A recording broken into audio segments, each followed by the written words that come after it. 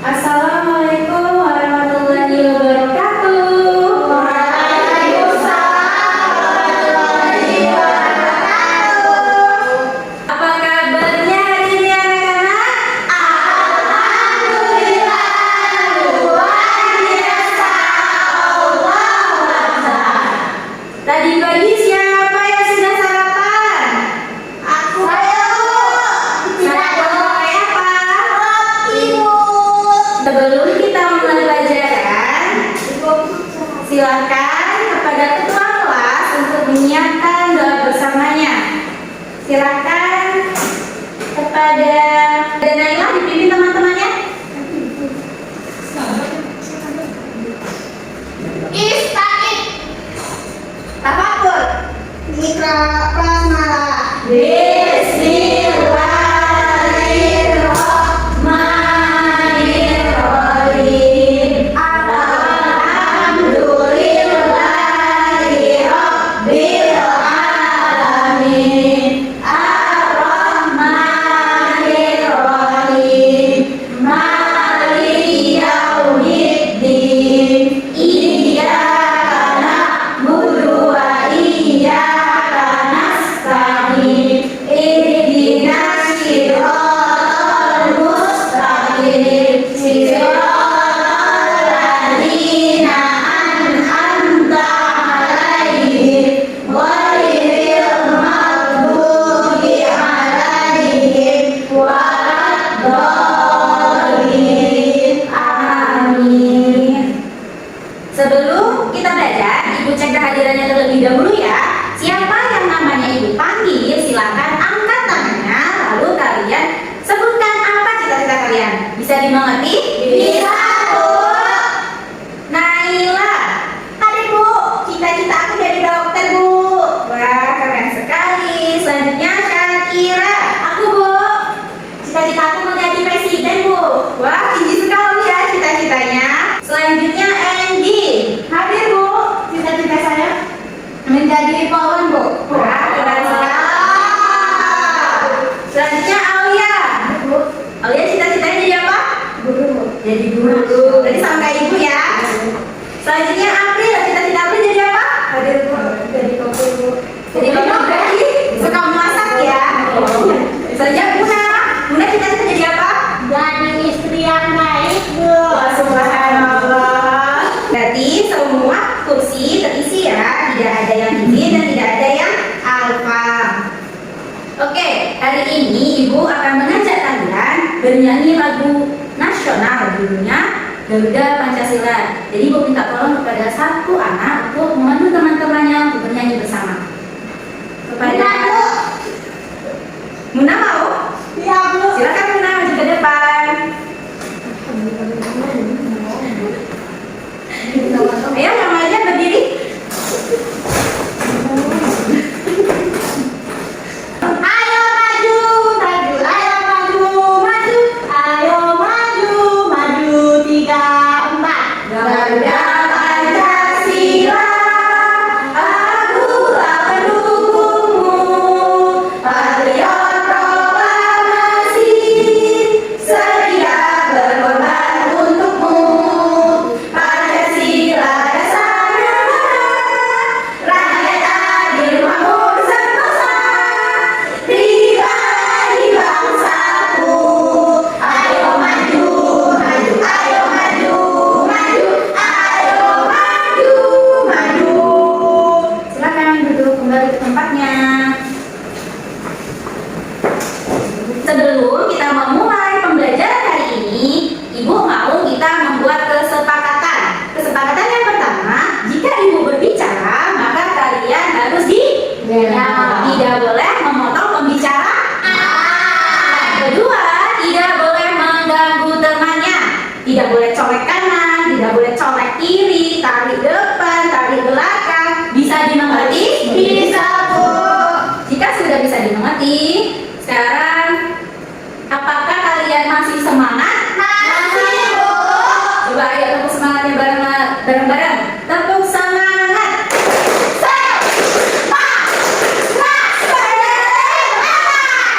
Oke, sudah semangatnya sudah 100%. Tadi siapa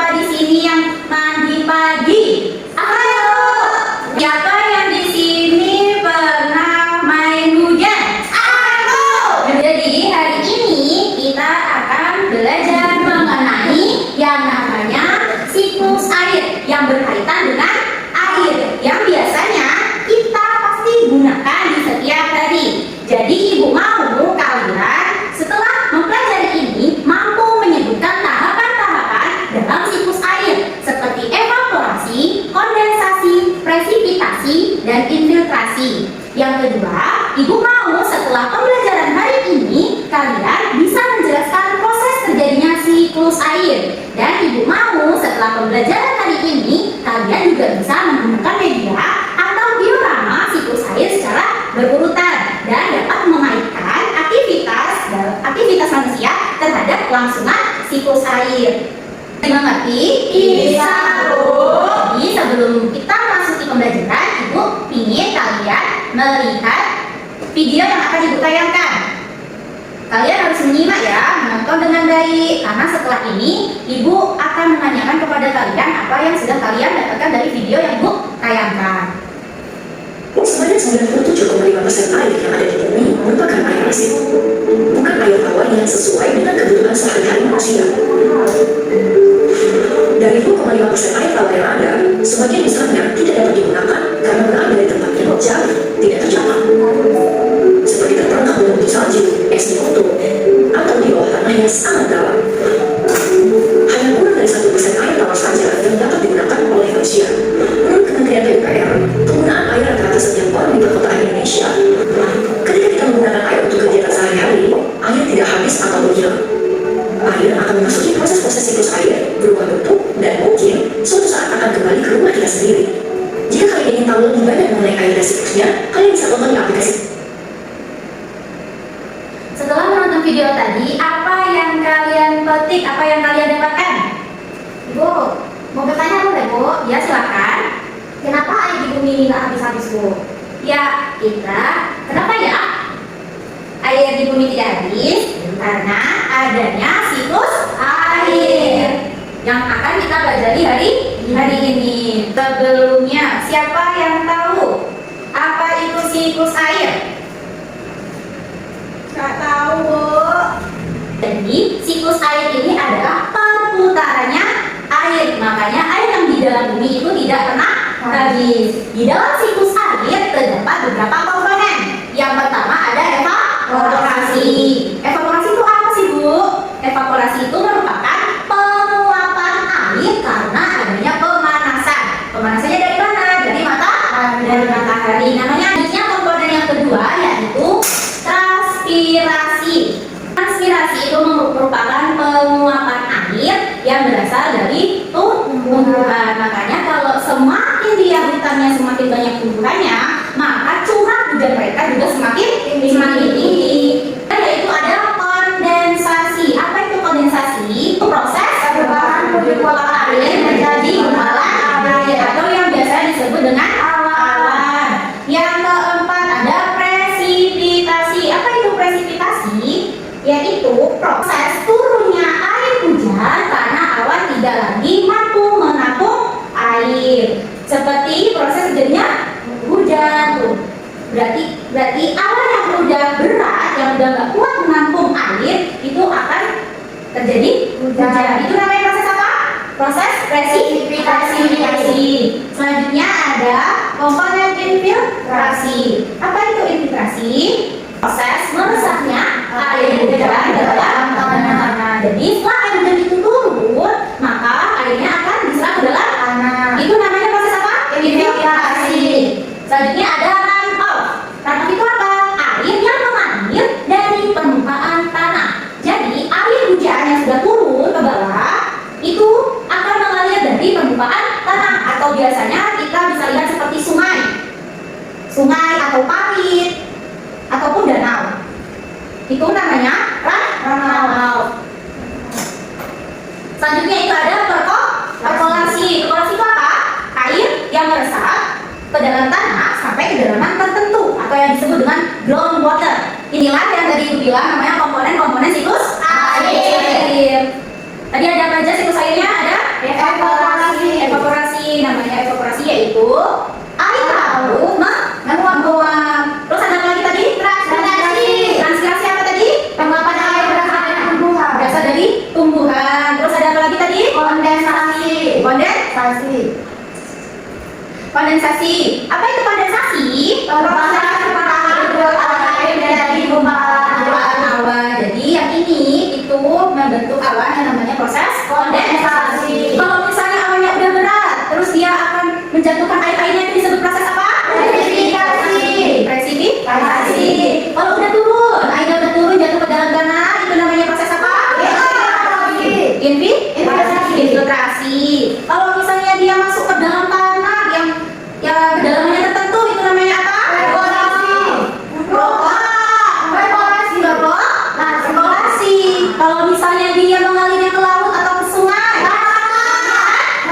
jadi jangan kebalik antara flokasi sama apa tadi?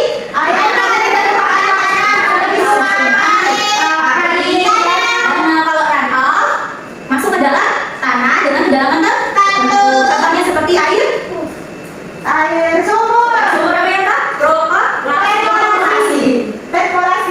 Perkolasi. Selain itu, siklus air juga memiliki macam-macam jenis. Yang pertama ada siklus air pendek. Biasanya siklus kecil. Yang mana air laut mengalami penguapan oleh sinar matahari. Itu namanya apa, Eva? Evaporasi. Terus uap airnya naik dan membentuk awan. Kemudian mengalami namanya kondensasi. Karena awannya itu berat, mengandung air yang banyak, itu maka titik-titiknya akan turun sebagai hujan, itu disebut presipitasi dan jatuh ke laut. Kalau misalnya siklus air dia cuma 3 tahap, yaitu evaporasi, kondensasi, sama presipitasi. Namanya siklus air pendek. Yang kedua ada siklus air sedang. Siklus air sedang, yang mana air itu menguap karena adanya sinar matahari. Itu disebut apa? Evaporasi. Kemudian membentuk awan, namanya kondensasi. Terus kalau di siklus sedang ini, uap awannya ini dia akan bergeser ke daerah dataran dan mengalami presipitasi. Akhirnya airnya turun dan masuk ke tahap infiltrasi. Jadi dalam siklus air sedang ini terjadi berapa komponen? Ada 4. Yang pertama evaporasi. Yang kedua ada kondensasi. Terus awannya pergi ke arah darat. Baru masuk komponen presipitasi. Masuk lagi ke infiltrasi. Bisa dipahami? Bisa, Bu. Yang ketiga namanya siklus air panjang. Yaitu ketika air laut menguap, yang terjadi ya akhirnya awan ini membentuk yang namanya proses apa? Kondensasi. Awan ini pindah ke dataran dengan proses adveksasi, dan dia udah berarti awannya dia masuk proses apa? Presipitasi. Dengan adanya adveksi lagi, dia masuk ke daerah pegunungan. Udah di daratan, masuk lagi daerah pegunungan. Karena curah suhu yang berbeda, jadi dia akan turun berupa air salju. Kalau suhunya berbeda, maka yang turun bisa jadi salju atau yang sering disebut dengan hujan es. Setelah itu, hujan es ini masuk ke dalam tanah, permukaan tanah, disebut proses apa? Disebut proses apa? Infiltrasi. Kalau misalnya dia masuknya ke dalam sungai, namanya proses apa? Kalau masuk ke dalam tanah yang dia kedalamannya tertentu, namanya apa? Evaporasi. Dan kembali lagi ke dalam laut. Ada berapa tahapan di sini? 7. Apa saja? Yang pertama evaporasi, yang kedua kondensasi, yang ketiga yang keempat presipitasi, yang kelima yang keenam evaporasi. Jadi ada berapa? Ada 6. Bisa dipahami? Bisa, Bu. Selain itu, Ibu mau tanya apa aja manfaat air untuk manusia? Untuk mandi, Bu. Untuk mandi, terus apa lagi? Minum. Pelayanan mencuci, untuk pertanian, pelayanan sawah, dan masih banyak lagi. Jadi memang hidup kita itu tidak bisa jauh dari yang namanya air. Hewan juga butuh air nggak? Butuh. Ada. Minum juga.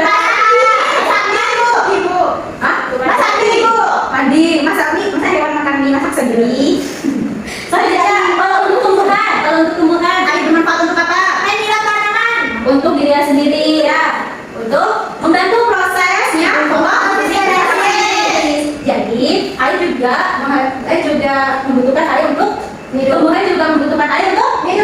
hidup. Ini Bisa, Bu. Nah, untuk membuat kalian lebih paham, di sini Ibu akan berikan satu video mengenai siklus air. Jadi nanti kalian nonton video ini biar lebih paham lagi apa aja sih, gimana aja sih prosesnya, apa aja manfaatnya, apa aja sih faktor-faktornya. Bisa dipahami? Bisa, Bu. Diamati ya videonya. Nanti Ibu beri pertanyaan. Siap? Siap. Halo adik-adik, kembali lagi di Cuan Belajar Online ya. Gimana kabar kalian? Semoga kita semua selalu dalam keadaan yang sehat, gembira, dan semangat untuk belajar ya. Pada kesempatan kali ini, di mana sekitar 70% air terdiri dari 97,5% air asin dan 2,5% air tawar. 2,5% air tawar itu terdiri dari air di danau, es di kutub, sungai, dan air di tanah. Tapi seperti yang kita tahu, meski digunakan secara terus-menerus, air di permukaan bumi tidak pernah habis. Mengapa? Itu karena adanya siklus air. Apa itu siklus air? Siklus air atau yang disebut juga siklus hidrologi merupakan proses perputaran air yang terjadi secara terus-menerus dari permukaan bumi ke atmosfer dan kembali lagi ke permukaan bumi. Tahapannya terdiri dari evaporasi dan transpirasi, kondensasi, presipitasi, dan infiltrasi. Apa saja pengertian dari tahapan-tahapan tersebut? Yuk kita bahas mulai dari evaporasi. Evaporasi merupakan penguapan air dari sungai, danau, rawa, dan laut karena adanya pemanasan dari sinar matahari. Nah, setelah ada penguapan dari air tadi, di darat juga ada penguapan yang bernama transpirasi. Transpirasi merupakan penguapan air dari tumbuhan ke atmosfer melalui stomata dan kulitnya. Lalu, uap air akibat penguapan-penguapan tadi akan berubah menjadi titik-titik air dan membentuk gumpalan awan. Proses ini dinamakan kondensasi. Lalu, setelah awan semakin memberat, terjadilah peristiwa presipitasi yang merupakan proses turunnya air hujan karena awan tidak mampu lagi menampung titik-titik air. Bentuk presipitasi yang jatuh ke permukaan bumi dapat berupa air hujan, salju, kabut, embun, dan hujan es. Lalu setelah hujan turun, terjadilah proses infiltrasi, yaitu proses menyerapnya air hujan ke dalam tanah. Air yang sudah meresap ke tanah dapat menjadi sumber air bagi tanaman, sumber air bawah tanah, serta dapat berkontribusi pada aliran air ke sungai, rawa, dan danau. Nah, sekarang setelah mengetahui tahapan-tahapan dalam siklus air, kita akan membahas apa saja manfaat hujan bagi makhluk hidup ya. Manfaat hujan bagi makhluk hidup secara garis besar yaitu yang pertama sebagai jaringan air dalam tanah. Lalu ada juga sumber air minum atau untuk membersihkan tubuh bagi hewan, sebagai bahan tumbuhan untuk fotosintesis dan menghasilkan makanan. Lalu keperluan manusia antara lain minum, mandi, membersihkan peralatan, dan membagikan listrik. Lalu siklus air juga mempengaruhi kelembapan suhu, udara, dan iklim di bumi. Selanjutnya kita akan membahas kegiatan manusia yang mempengaruhi siklus air. Kita mulai dengan kegiatan yang negatif ya. Yang pertama adalah bangunan arsitektur. Permukaan tanah yang bentuk aspal atau beton dan dibangun perumahan serta bendungan tingkat dapat mengurangi kemampuan tanah untuk menyerap air. Yang kedua, pencemaran udara. Asap pabrik dan kendaraan bermotor dapat menghasilkan gas buangan yang mencemari udara seperti gas sulfat dan nitrat. Zat-zat pencemar ini bereaksi dengan uap air di atmosfer dan turun sebagai hujan. Hujan asap berbahaya karena mencemari air di permukaan bumi, merusak tumbuhan, dan melakukan batuan. Yang ketiga, pengambilan air tanah secara berlebihan. Pengambilan air tanah secara berlebihan tanpa diiringi dengan jumlah masuknya air ke dalam tanah dapat mengurangi cadangan air tanah. Hal itu juga dapat mengakibatkan menurunnya permukaan tanah. Lalu ada penggundulan hutan. Penggundulan hutan menyebabkan berkurangnya jumlah pohon sehingga jumlah air tersimpan di tanah juga berkurang. Hutan yang gundul akan mengurangi kemampuan tanah menyerap air dan dapat menimbulkan tanah longsor. Lalu selanjutnya, kegiatan positif manusia yang mempengaruhi siklus air seperti reboisasi atau penanaman kembali hutan yang gundul. Manusia menanam tumbuhan di berbagai tempat untuk membantu menjaga alur air dan kadar pelepasan uap air melalui transpirasi tanaman ke atmosfer. Lalu ada juga menghemat penggunaan air. Menghemat penggunaan air ini dapat dilakukan dengan cara mematikan keran air saat tidak digunakan, menampung air hujan, menggunakan air secukupnya, dan menggunakan air kembali untuk tujuan lain. Untuk lebih jelasnya mengenai menghemat penggunaan air dapat kalian lihat setelah ini ya. Lalu ada juga memperbanyak daerah resapan air karena meningkatkan daerah resapan air agar air hujan dapat masuk ke dalam tanah. Lalu mencegah pencemaran air dengan tidak membuang sampah atau limbah sembarangan. Mencegah pencemaran air, mencegah masuknya polutan ke dalam daun air dan dapat menjaga keseimbangan siklus air. Selanjutnya memperbanyak ruang terbuka hijau. Ruang terbuka hijau membantu menjaga siklus air dengan menyerap hujan, mengurangi risiko banjir, dan meningkatkan kualitas air. Selanjutnya, bagaimana ya cara menghemat air? Yang pertama, mematikan keran air saat menggosok gigi, mencuci muka, atau mencuci piring. Lalu yang kedua, menyiram tanaman pada pagi atau sore hari agar tidak banyak air yang menguap karena panas matahari. Gunakan air deras untuk menyiram tanaman. Yang ketiga, mandilah dalam pancuran karena mandi yang berendam dan menggunakan gayung lebih boros air. Yang keempat, jika mencuci pakaian dengan tangan, gunakan 3 ember. Ember yang pertama untuk merendam dan menyabun, ember kedua untuk membersihkan, dan ember ketiga untuk membilas. Yang kelima, jika mencuci dengan menggunakan mesin cuci, operasikan ulang mesin cuci dengan beban cuci yang penuh. Yang keenam, mencuci sepeda atau motor dan mobil dengan lap dan ember. Yang ketujuh, cek dan perbaiki apabila ada pipa yang bocor. Oke adik-adik, demikianlah pembahasan kita pada hari ini tentang materi pengabdian air, siklus air, kegiatan manusia yang berpengaruh pada siklus air, dan cara menghemat air. Nah, apabila Bagaimana? Ada yang dipetik dari video yang telah Ibu tayangkan tadi? Ada apa aja tadi yang pilih? Ada keterangan tentang siklus air, terus ada kegiatan yang dapat mempengaruhi siklus air, terus ada manfaat dari manfaatnya dari air dan cara menghemat air. Coba bisa dipahami? Bisa. Bisa dipahami? Bisa, Bu.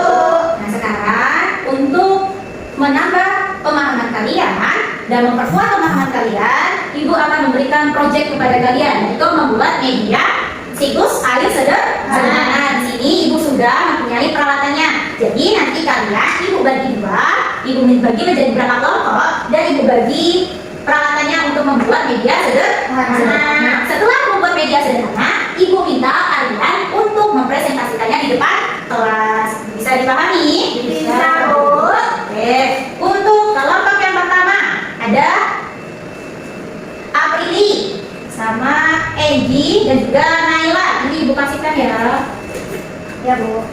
Kelompok yang kedua ada Muna, ada Syakira sama Aulia. Jadi di sini Ibu kasih waktu kalian 15 menit untuk membuat media pembelajaran sederhana. Ayo, kamu berguna ya. Ya, males. Kamu jangan kayak sama selesai medianya dipresentasikan ya. Kayak sempurna kita makan. Jadi di sini Ibu memiliki beberapa referensi yang bisa dijadikan kalian untuk contoh pembuatan media sederhana siklus air. Ada yang seperti ini, seperti ini, seperti ini. Itu kalau mau ada pohon-pohonnya, yang mau bentuk bulat seperti bumi bisa pakai ini, yang ini, atau gambar saja seperti ini. Jadi kalian bisa coba, oke? Ibu kasih waktu 15 menit. Kalian gunakan dengan sebaik-baiknya. Nanti setelah itu dipresentasikan di depan kelas, oke? Oke, Bu. Bisa dimengerti? Bisa, Bu.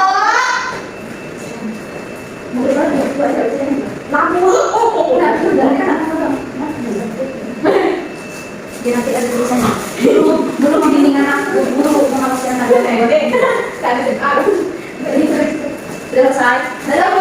Akan cetek-cetek. Iya.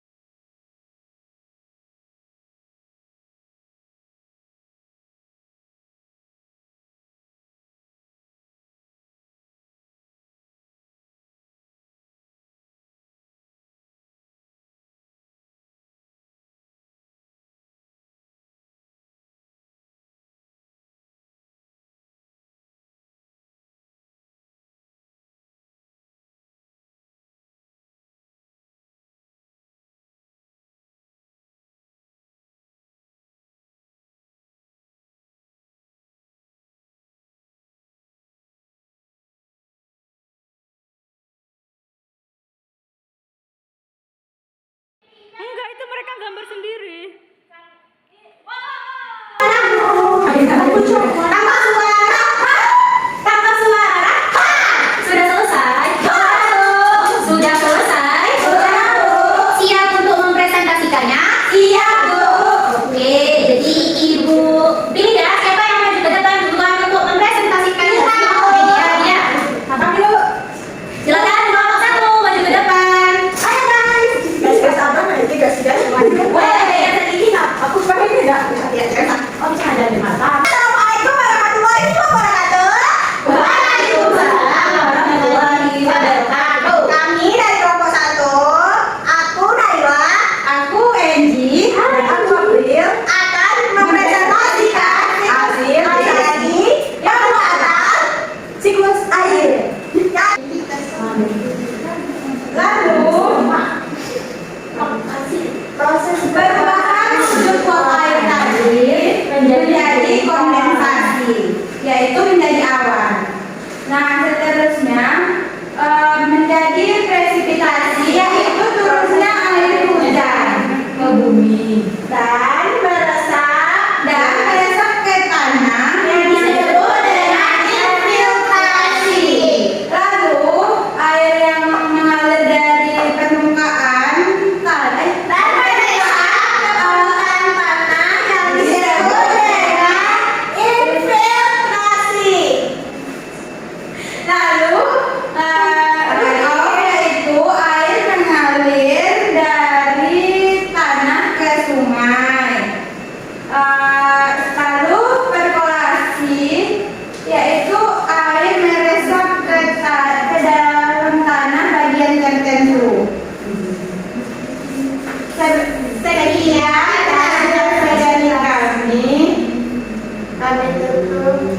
Assalamualaikum warahmatullahi wabarakatuh. Waalaikumsalam warahmatullahi wabarakatuh. Tepuk tangan untuk teman-temannya. Silakan kelompok 2 mempresentasikan hasilnya. Ayo, Teh. Oke.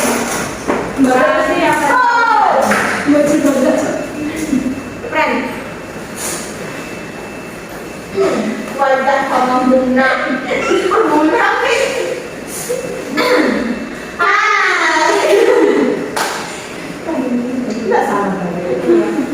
Assalamualaikum warahmatullahi wabarakatuh. Waalaikumsalam. Ya pertama-tama ini namanya laut. Tidak tahu kok saya kira terus dari air laut ini terjadi penguapan oleh cahaya matahari yang disebut evaporasi. Setelah itu dia menjadi kondensasi. Apa itu kondensasi? Kondensasi ini adalah perubahan wujud uap air tadi menjadi gumpalan air yang berbentuk awan. Benar kan? Setelah itu dia berbentuk menjadi presipitasi, yaitu proses turunnya air hujan karena awan tidak lagi mampu menampung air. Nah, nampak gitu dulu. Setelah itu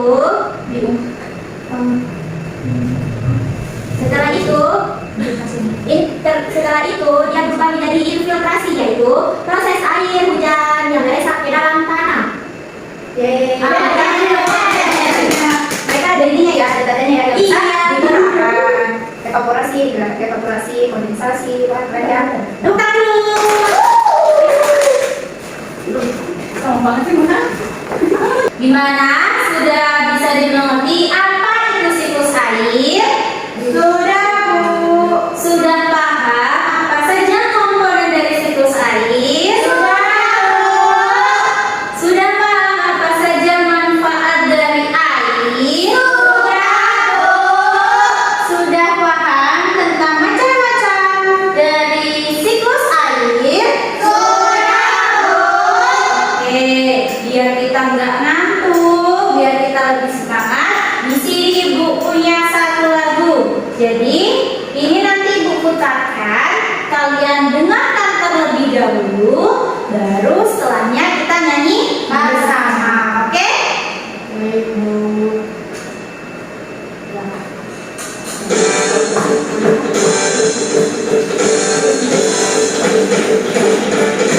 Silakan terlebih dahulu ya.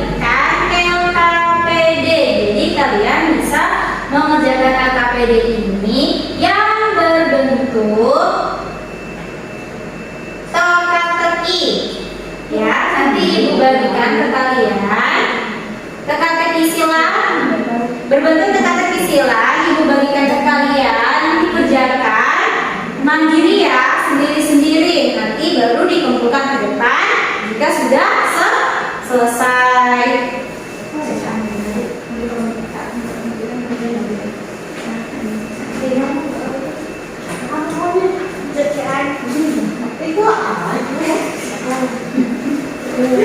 Dikerjakan sendiri-sendiri ya.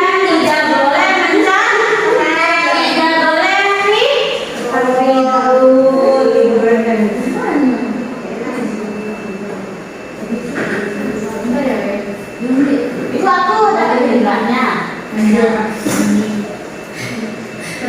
kamu itu kan.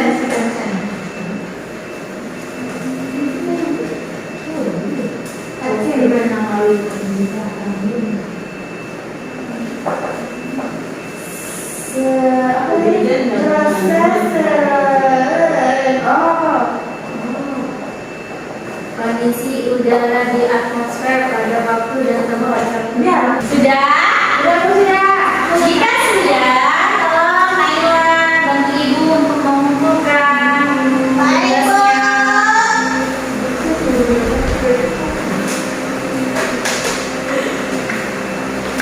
Selamat duduk. Terima kasih Naila. Jadi KPD ini nanti ibu bawa ke rumah dan ibu koreksi. Besok ibu akan umumkan siapa yang benarnya paling banyak akan mendapatkan reward dari ibu. Oke, bisa dimengerti? Bisa, Bu. Karena waktu sudah menunjukkan waktu pulang, kita akan bersiap untuk pulang. Ayo, tepuk tangannya dulu untuk kita semua.